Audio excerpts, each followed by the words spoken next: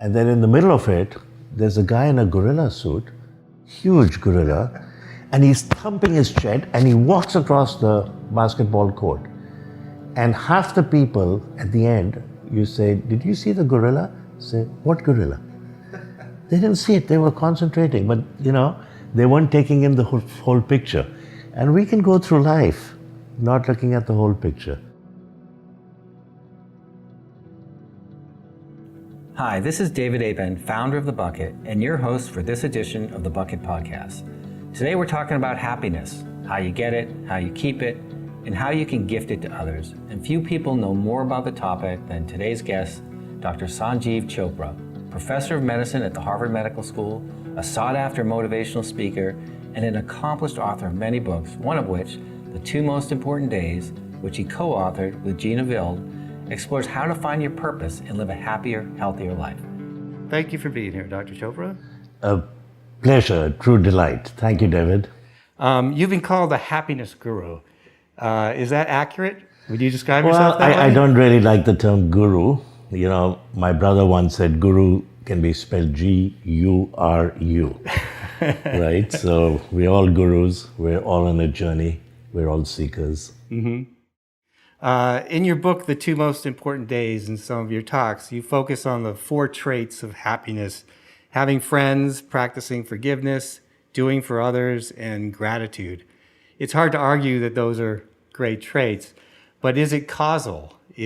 Are happy people just like that, or can being that way make you happy? I'm totally convinced that if you follow those 4 tenets, you will be happy, you'll be happier, you will increase your happiness quotient. We talk about IQ, we talk about EQ, emotional quotient. There's also a happiness quotient. There's a formula. And it's based on the study of monozygotic and dizygotic twins. And what it says is that 50% of our happiness is genetic. It's like the set point in this room. It's what we inherit. We all know of families where they're loving parents, they may have 3 kids, and 2 of the kids are happy and the 3rd isn't. Probably inherited some different genes. But even that is malleable, that's fluid and dynamic. I'll come back to that, the 50% set point. Only 10% is living conditions. We have a roof and running water, that's pretty good. Whether you live in a mansion in Beverly Hills or the slums of Calcutta or the shanty towns of Joburg, 10%, it's astounding. And 40% is voluntary action, what we can do to make others happy. One of the best ways for us to be happy is to make others happy. Now, how can we increase that set point? Exercise. Exercise is as good as any of the antidepressants without any of the side effects, and multitude other benefits. Behavioral cognitive therapy, meditation, but very importantly, gratitude. So Robert Emmons, father of modern positive psychology, has written a book. It's a little paperback. It's called Thanks. And he's actually done a randomized study where he took people and half the group were asked to jot down 3 things they did at the end of the day. And the other half were told to jot down 3 things they were grateful for. And at the end of 6 weeks, the set point of the people who expressed gratitude went up by an astounding 25%. Wow. So that's the gratitude part. There's a wonderful anonymous quote that says, if you don't know the language of gratitude, you will never be on speaking terms with happiness. And there's an amazing landmark study called the Catholic Nun Study. So in the 1930s, the Mother Superior gave to 180 nuns a piece of paper and said, write down a little bit about who you are and what you're looking for. And the researchers, 7 decades later, could authenticate the handwritings, and they classified them into expressing low gratitude and high gratitude. An example of high gratitude would be something, I'm looking forward with eager joy to serving the Lord, and I'm so happy to be here. You see the words joy and happiness in 3 sentences. They're all 23, they're all single, nobody drinks, nobody smokes, nobody's married, they live in the same convent. What happened? On average, the nuns who expressed high gratitude lived 10 years longer. If we had a pill that would make you live 3 years longer, it'd be $1 trillion pill. So that's gratitude. Friends, a friend is a gift you give to yourself. Robert Louis Stevenson said that famously. Friends are your chosen family. I got very lucky with my parents and my one brother, but I get to select my friends. And I'm so happy when I'm with my friends. Yeah. And I say, celebrate something small or big with your friends. Seize every opportunity. There's an amazing study. It's called the Harvard Grant Study, the Harvard Study on Adult Development. It's been going on for almost 8 decades. There's no study like this. So they took 600 young people, 21 years of age. 300 went to Harvard. The other 300 were from poor parts of Boston, Dorchester, Roxbury. And they have followed them. Yearly questionnaires, physical examinations, blood tests, home visits, interviews of their spouses, and now a cohort of their children are being followed. George Valiant, professor of psychiatry at Mass General, has written a wonderful book about this called The Triumph of Experience. And Robert Waldinger is the current principal investigator, and he's given a brilliant TED talk on this. What happened to that group? 19 as of 2 years ago was still alive at age 91. Wow. Well, some became lawyers, doctors, accountants, admirals. Some became skid row alcoholic derelicts. Some died of suicide. One became our president. John F. Kennedy was in that cohort.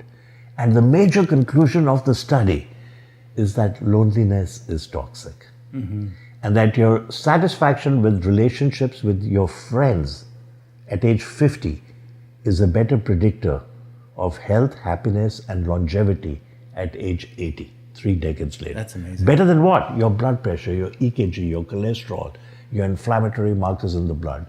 So I tell all the students, all the interns, residents, fellows, junior faculty, both at the Brigham and Women's, where I'm privileged to work, and at the Beth Israel Deaconess Medical Center, I said, I know you may have only 15 minutes for a visit, but right at the end, ask them a little bit about what they do to celebrate with friends, and then point them to this TED Talk. They can go watch it and incorporate it. So that's friends, so interesting, yeah. right? Forgiveness. Gandhi once said, the weak can never forgive. Forgiveness is the attribute of the strong. The Buddha once said, resentment is like holding a hot coal with the intent of hurtling it at somebody who offended you. That person's moved on. You're burning your hand. And to me, the prime example, I can't get over it, is Nelson Mandela, 27 years in prison. It's hard to fathom, right, David? 27 hours or days. 27 years in prison. When he's released, he's asked the question, Mr. Mandela, do you harbor resentment against your captors? And he gave the most brilliant, eloquent answer. He said, I have no bitterness, I have no resentment. Resentment is like drinking poison and then hoping it will kill your enemies. So that's the 2 F's, friends, forgiveness. The third is a derivative of a quote by Albert Schweitzer, who was a physician, theologian, humanitarian, Nobel laureate. The Beth Israel Deaconess Medical Center, when it was the Beth Israel, was a sister hospital of the hospital that he, with his wife, a nurse, created in Gabon. And about 9-10 years ago, we celebrated the centennial. So I learned a lot about Schweitzer, especially from a colleague, Lachlan Forrow, who's an ethicist, and he gives a brilliant talk on Albert Schweitzer, ethics and skills, his legacy. And Schweitzer, at 1952, gets the Nobel Peace Prize, and talk about humility. At the ceremony, he says, now I have to go earn it. But he once said, I don't know what your destiny will be, but one thing I'm certain of, the ones amongst you who will be truly happy are those who have sought and found how to serve. So that's the 4 others. There's this whole concept emerging now about servant leadership. Leaders are there to exist to serve. Right? So friends, forgiveness for others, and the 4th is G, and it's gratitude. It's not God. And they're atheists, many atheists, many famous people, and they do God's work. Warren Buffett, I think, is an atheist, and look how charitable he is. But happiness is more than the sum total of happy moments. These things will make you happy. But if you want sustained happiness, we have to find our purpose and live it. And that's why we chose the title, The Two Most Important Days, How to Find Your Purpose and Live a Happy and Healthy Life. And then when you open the book, you see the full quote by Mark Twain. The two most important days in your life are the day you're born and the day you find out why. And we give many examples of amazing people who found happiness and their life's purpose when they witnessed something stark and negative and jolting. And they said, you know what, I want to try and make a difference here. Then it became their life's purpose. And we tell the story of Papa Jaime, who was at age 28 standing at the street corner in Bogota, and across the street there's a sewer. And he's feeling sorry for these orphans who live in that underground city.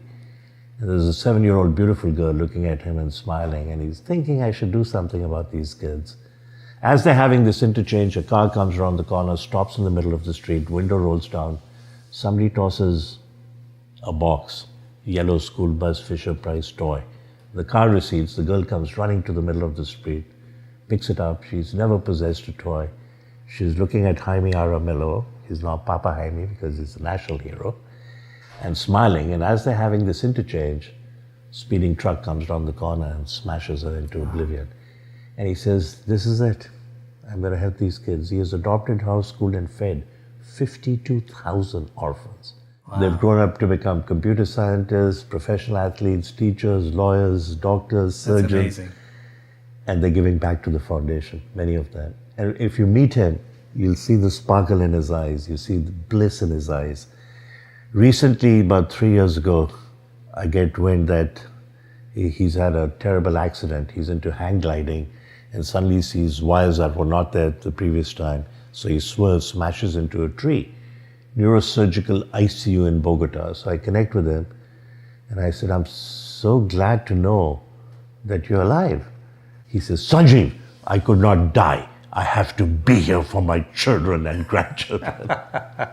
What a saint. That's great. So he found his purpose. The other way I think we can find our purpose, and a friend of mine, Adrian Wilkins, very spiritual, very wise, and I have done a workshop on happiness, Invitation to Happiness, and we gave everyone 33 by 5 cards and said at the end of the day, write down 3-4 things you did that day and give it a ranking, where 1, you were pretty miserable, 10, if you were lucky, you were in bliss. And at the end of the month, look at everything from 1, 2, 3, 4, 5 and strike it out. Look at 6, 7, 8, 9.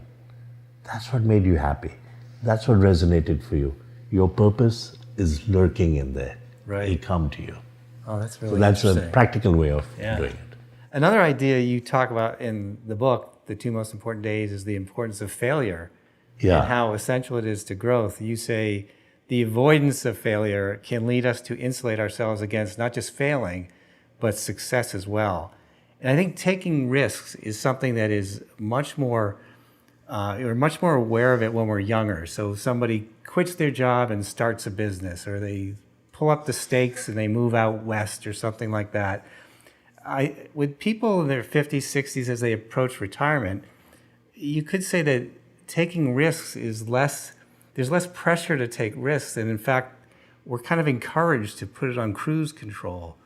And I was wondering what you thought, like, can a case be made that this is a time in life where it's most important to take risks to find your purpose? Absolutely. I totally agree with you, David. Winston Churchill once said, success is going from failure to failure without lack of enthusiasm. He also said, courage is rightly esteemed the first of human qualities because it is the quality that guarantees all others. I think as human beings, we're afraid of failure, but we're also afraid of success. Some people say, if I apply for this job and I get it, am I really up to it? Do I have the credentials? And they worry about it. Yeah. You'll grow into the job. You can always get somebody to mentor you. You know, Jack Welch once said, it is a badge of honor to get good ideas from someone else. When Susan Hockfield became the president at MIT, she reached out to one of her mentors at Yale and she said, please give me advice. And he said, 3 pieces of advice. Listen, listen, and listen. So we can all grow into the job, right? And we shouldn't be risk averse. The only regret you can have as at the end of your life, that can be one of your regrets. In fact, there's a nurse who interviewed about 1,000 patients in hospice, and they said the following: I should have spent more time with friends. I should have traveled more. I should have been the bigger person and said, I'm sorry. I should have said, I love you more often. Mm-hmm. I should have had the courage to pursue my dreams and aspirations. See? Yeah. Regret. Nobody said, I should have lived in a big mansion in Beverly Hills, belonged to 3 country clubs, gotten a new Ferrari every 2 years or every 6 months. So the point is, we have to be doing those 5 things now. Let's not, any of us, have any of those regrets. When people reach retirement age and they're getting older, especially when people retire, a lot of people feel like they've lost their purpose. Like they had a job and this is what I did. Yeah. And I've read a lot of articles about people who are struggling with losing their purpose. What would you say to that? Yeah, I would say that you had an amazing career. You had amazing skills and talents. You've got so much knowledge and wisdom. Share it. Mm-hmm. Volunteer. Join the Rotary Club, join some charitable organization, welcome new people in your neighborhood. There's so many ways. There are hundreds of ways in which you can find some meaning. I know, and I'm not going to mention his name, a world famous hepatologist, liver specialist, my field. And he worked for 70 years, world renowned, 70 or 75 years, retired. But he had no purpose. He had no vocation other than medicine. Mm-hmm. And he was withering away. And he begged the hospital, give me a small little closet so I can come back and I can read and I can teach the students. And then he found more meaning and purpose in his retirement. I was in Singapore recently, and the dean and CEO of one of the major university hospitals there said to me, Sanjiv, you've done something remarkable in your career. You've sort of developed a second parallel career with your books and your speaking. Yeah. And I said, thank you for saying that. He said, in Singapore, compared to the 60s, when it was a cesspool of drugs and prostitution, the average Singaporean is now living 30 years longer. Wow. And we have a big challenge. He says, I call it the 30-year dividend. But what do we do with it? So I'm speaking to a consultant at Stanford, and would you be willing to work with us as well and help our physicians and our older folks as they're retiring find meaning and purpose and ways to contribute to society? I said, John, I'd be honored, absolutely. Yeah. But this is so true. Definitely. And you mentioned in your book, Stephen Southwick's book on resilience. Yeah. And you quote him as saying, face your fears, avoiding fears strengthens them. But facing them, even for a few moments, allows the brain to weaken the fear connection. Do you think this applies to facing fear of death? I think it does. But a lot of the perceptions and feelings we have about death are cultural. Mm-hmm. If you believe in reincarnation, like Hindus do, then we're just disposing of this body. The soul is eternal. It's like, okay, we'll get a new suitcase. This one is old and worn out. But for most Americans, we are not ready to embrace death. And it's a tragedy when you see a patient, and as a physician, I've seen this play out so many times, and they have end-stage cancer. It's spread. It's gone to the brain, the liver, the lungs. And now they're having a GI bleed, or they have a horrific pneumonia. They aspirate it. And you say to the family that, things are really dismal. No, I want you to transfer the patient to my father to the ICU. I want you to intubate. I want you to get a pulmonary consult, critical care consult. If they're GI bleeding, endoscopy, blood transfusions. And we have to do that. Mm-hmm. And in reality, what we are doing there is prolonging dying. We're not prolonging living. Mm-hmm. And then after 3 or 4 days, when things look equally bad or worse, then the family may say, okay, we can shut off the ventilator. We're not ready. Our culture somehow doesn't embrace death. Death is part of life. Definitely. Right? I think that it's something that people are afraid of, and they don't want to think about it. And so by not thinking about it, they keep their heads down. In fact, in your book, you had something, when I talk about the bucket, Yeah. and I'm trying to explain it to people, I'll say, people live their lives with their heads down. Yeah. And they don't want to pick their heads up and see what's coming, because that's death at the end. And so I'm going to keep my head down and keep doing what I'm doing. And by not picking their head up, they might miss out on doing something. They may not make a choice. And so when I was reading your book, you had that gorillas in the midst Yeah. thing. Can you talk about the gorillas in the midst and, Isn't that and how amazing? that affects happiness? Yeah, well, it's amazing. If you're not thinking of something and looking at it, you're not even aware it exists.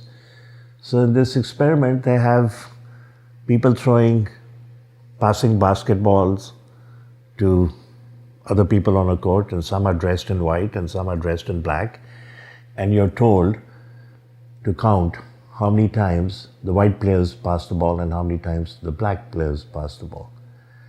And so people are focusing on that. And then in the middle of it, there's a guy in a gorilla suit, huge gorilla, and he's thumping his chest, and he walks across the basketball court. And half the people at the end, you say, did you see the gorilla? Say, what gorilla? They didn't see it, they were concentrating, but they weren't taking in the whole picture. And we can go through life not looking at the whole picture. And that's why Oliver Wendell Holmes saying, many of us go to our grave with the music still playing inside us. No, I thought that was such an amazing way to look at things. Yeah. And I reread that a couple of times to say, this was a real experiment. Yeah, you can watch it on YouTube. That is amazing. One of my cardiology colleagues actually incorporated it into one of his talks. He was talking about angiography and what you look at lesions. And now we know that artificial intelligence, or aided intelligence, as some people are saying, may be much better than any pathologist in reading a biopsy, any radiologist in reading a mammogram, any dermatologist at looking at a skin lesion and wondering whether it's benign or atypical or a melanoma. So we have our limitations in how well we can do it, looking at life, even the world's experts. Right. One of the points you make in your book, in your talks, that really resonated with me was this idea that happiness is a choice. It is a choice. Can you talk about that? Yeah, I think it's a choice in the sense that we can do very simple things to be happy, and yet some of us choose not to do that. One of my favorite quotes, which I think is in the book, is from Viktor Frankl, Holocaust survivor. He wrote Man's Search for Meaning in 9 days.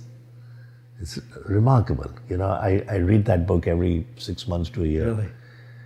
And I can't get over it. And I think Viktor Frankl once said, happiness cannot be pursued.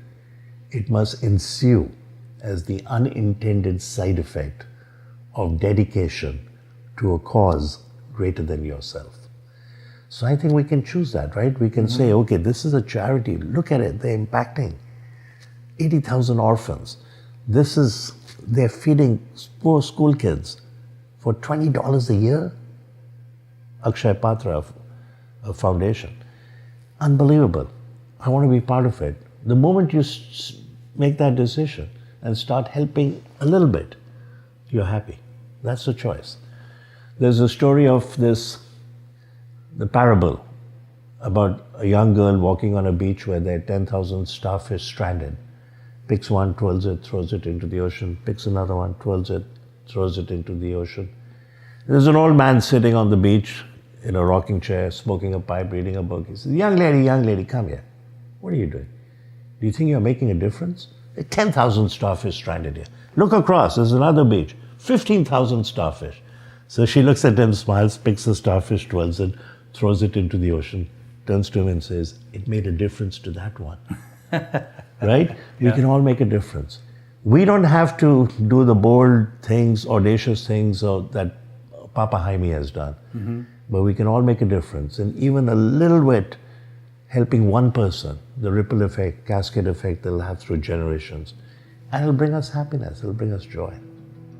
Thank you very much. I've learned a lot, and I'm sure our listeners will as well. And thank you so much, David. Thank you so much for Great. your time. Good to meet you. Thank you for listening. I hope you got as much out of it as I did. Happiness is a choice. What choices are you going to make? To learn more about how to get the most out of your life by embracing your own mortality, go to thebucket.com. That's thebucket, all one word, .com. And if you know someone you think should be on a future Bucket podcast, let us know at bucketfeedback@thebucket.com.